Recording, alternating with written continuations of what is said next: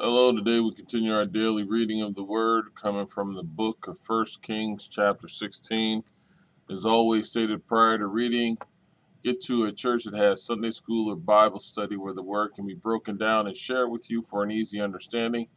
Get with some friends who share the Word and break bread and have church themselves and get an understanding from one another. Also, get you a Bible that you can read. There are numerous versions, King James, Amplified, NIV. But most importantly, and above all the things I've said, call upon the Lord. If you knock at his door, he will fill you up with his word and wisdom if that is what you truly seek. First Kings chapter 16 reads as follows. Then the word of the Lord came to Jehu son of Hanani concerning Baasha. I lifted you up from the dust and appointed you ruler over my people Israel, but you followed the ways of Jeroboam and caused my people Israel to sin and to arouse my anger by their sins. So I'm about to wipe out Baasha and his house, and I will make your house like that of Jeroboam, son of Nebat. Dogs will eat those belonging to Baasha who die in the city, and birds will feed on those who die in the country. And for the other events of Baasha's reign, what he did and his achievements, are they not written in the book of the annals of the kings of Israel? Baasha rested with his ancestors and was buried in Tirzah. And Elah his son succeeded him as king. Moreover, the word of the Lord came through the prophet Jehu, son of Hanani, to Baasha and his house because of all the evil he had done in the eyes of the Lord, arousing his anger by the things he did, becoming like the house of Jeroboam, and also because he destroyed it. In the 26th year of Asa, king of Judah, Elah, son of Baasha, became king of Israel, and he reigned in Tirzah 2 years.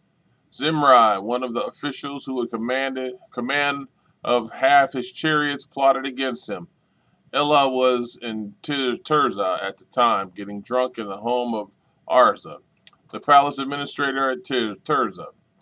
Zimri came in, struck him down, and killed him in the 27th year of Asa, king of Judah. Then he succeeded him as king. As soon as he began to reign and was seated on the throne, he killed off Baasha's whole family. He did not spare a single male, whether relative or friend. So Zimri destroyed the whole family of Baasha in accordance with the word of the Lord spoken against Baasha through the prophet Jehu. Because of all the sins of Baasha and his son Elah had committed and had caused Israel to commit, so that they aroused the anger of the Lord, the God of Israel, by their worthless idols. As for the other events of Elah's reign and all he did, are they not written in the book of the annals of the kings of Israel? In the 27th year of Asa, king of Judah, Zimri reigned in Tirzah 7 days. The army was encamped near Gibbethon, a Philistine town. When the Israelites in the camp heard that Zimri had plotted against the king and murdered him, they proclaimed Omri the commander of the army king over Israel that very day there in the camp. Then Omri and all the Israelites with him withdrew from Gibbethon and laid siege to Tirzah. When Zimri saw the city was taken, he went into the citadel of the royal palace and set the palace on fire around him. So he died because of the sins he had committed, doing evil in the eyes of the Lord and following the ways of Jeroboam, and committing the same sin Jeroboam had caused Israel to commit. As for the other events of Zimri's reign and the rebellion he carried out, are they not written in the book of the annals of the kings of Israel? Then the people of Israel were split into two factions. Half supported Tibni, son of Ganath, for king, and the other half supported Omri. But Omri's followers proved stronger than those of Tibni, son of Ginath. So Tibni died, and Omri became king. In the 31st year of Asa, king of Judah, Omri became king of Israel, and he reigned 12 years, 6 of them in Tirzah. He bought the hill of Samaria from Shamir for 2 talents of silver and built a city on the hill, calling it Samaria. And Shamir, the name of the former owner of the hill.